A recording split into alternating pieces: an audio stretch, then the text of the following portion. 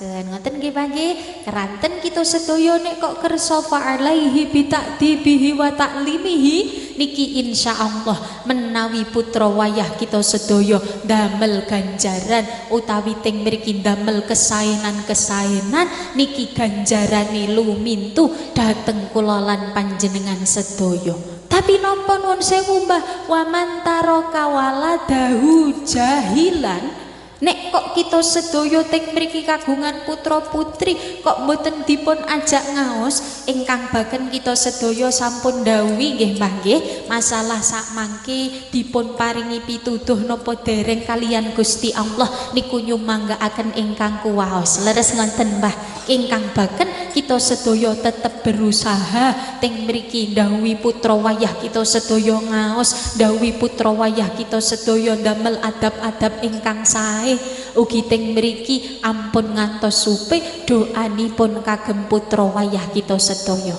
Keranten napa Mbah Ki ambek namung waget ikhtiar hasilipun pangeran ngoten nggih Mbah.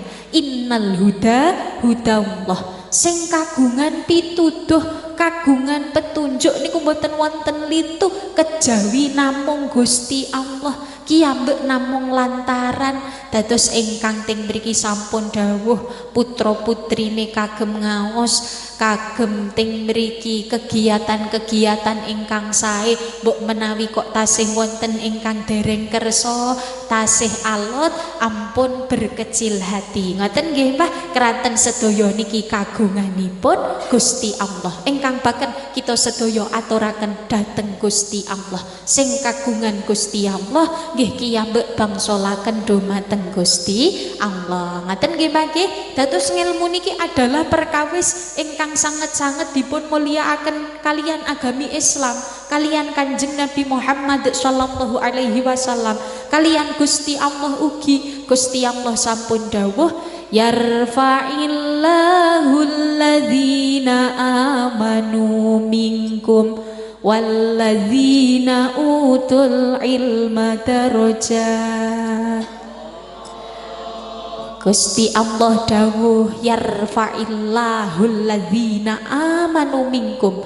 Gusti Allah badhe nginggahaken derajatipun piyantun-piyantun ingkang kagungan iman dumateng Gusti Allah, ugi piyantun-piyantun ingkang kagungan ngelmu. Mugi-mugi kita sedaya kagolong umat ingkang kados mekaten nggih Mbah nggih. Niki sampun ngantuk napa dereng? Dereng. Nuwun sewu Pak Panitia, Abah sampun rawuh?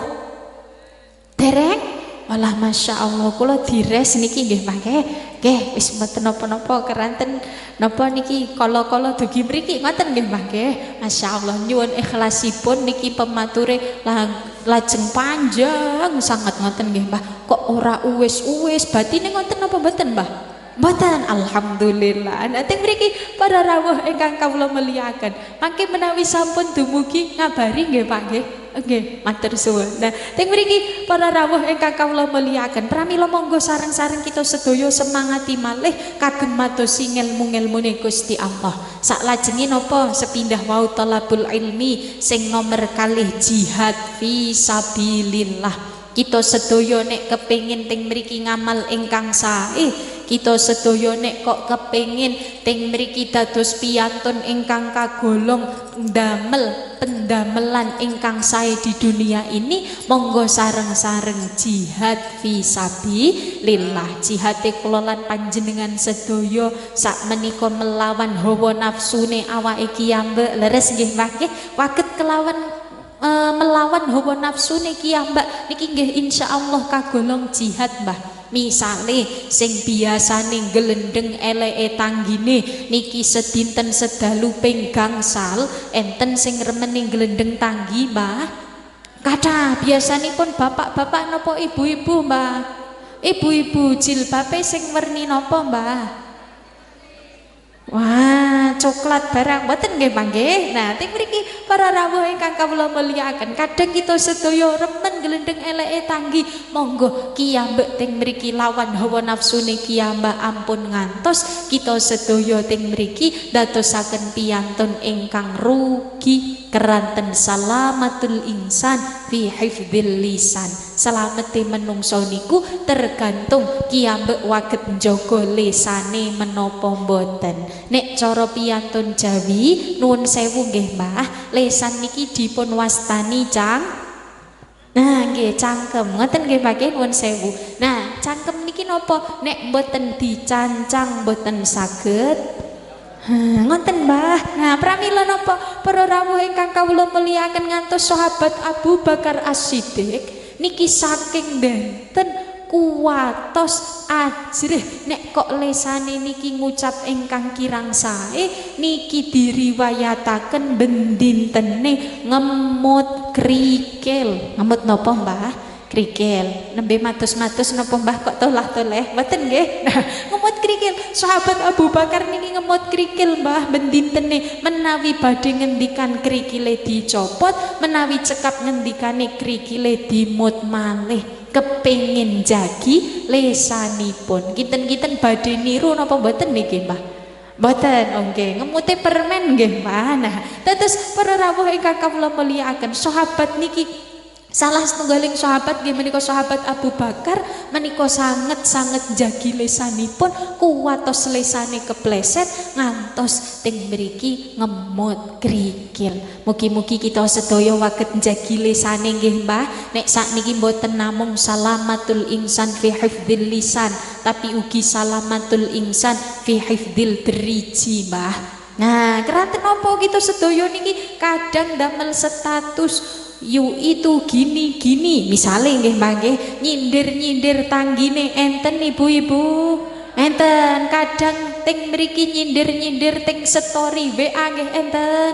Nah piyantune rawuh napa mboten nggih. Nah niki para rawuh ingkang kawula mulyakaken monggo kita sedaya sareng-sareng jagi malih drijine kula lan panjenengan sedaya HP-ne kagem ngetik ingkang sae kagem perkawis-perkawis ingkang sae insyaallah dadosaken kita sedaya menawi kersa melawan hawa nafsu mugi-mugi pinaringan derajat jihad fisabilillah. Sing nomor 3 nggih menika thalabur rizki halal.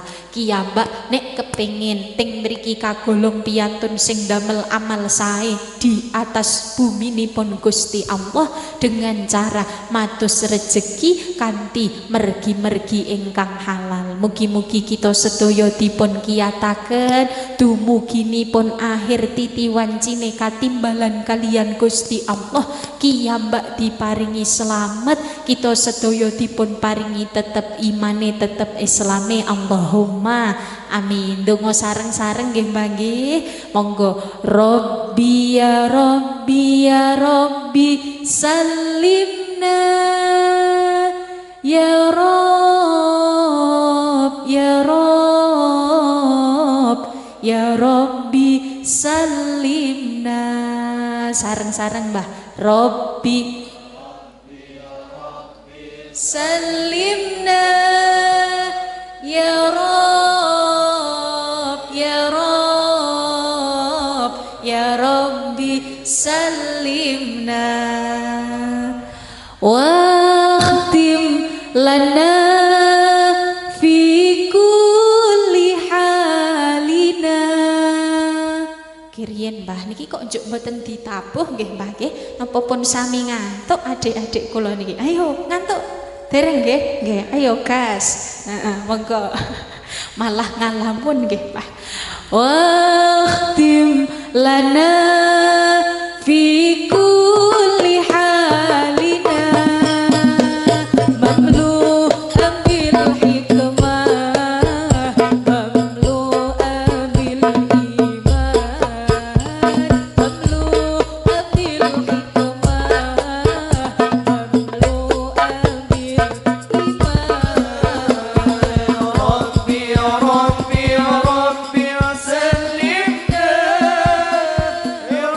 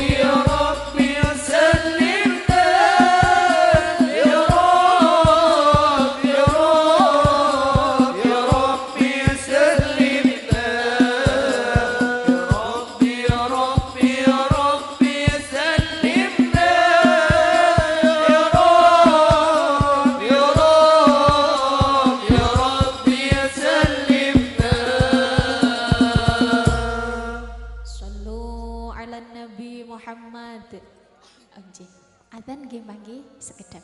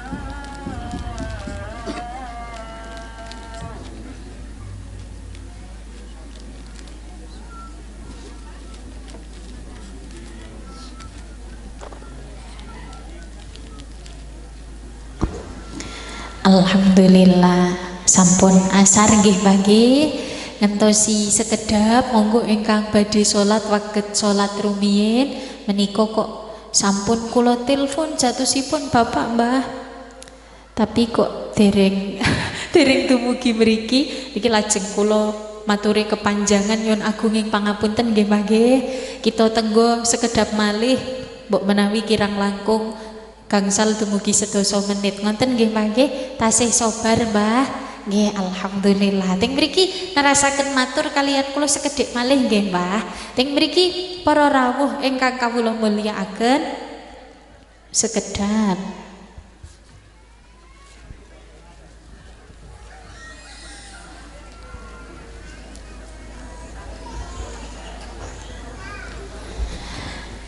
monggo sareng-sareng kita sedaya benahi malih iman kula lan panjenengan ketakwaan kula lan panjenengan dumateng Gusti Allah keranten kiyambak niki gesang ting alam donya namung sementara leres Mbah leres boten kok selawase kiyambak gesang ting alam donya kiyambak namung nek cara piyantun sepuh ngendikaaken namung mampir ngombe leres nggih nek mampir ngunjuk niki mak serutuk sampun leres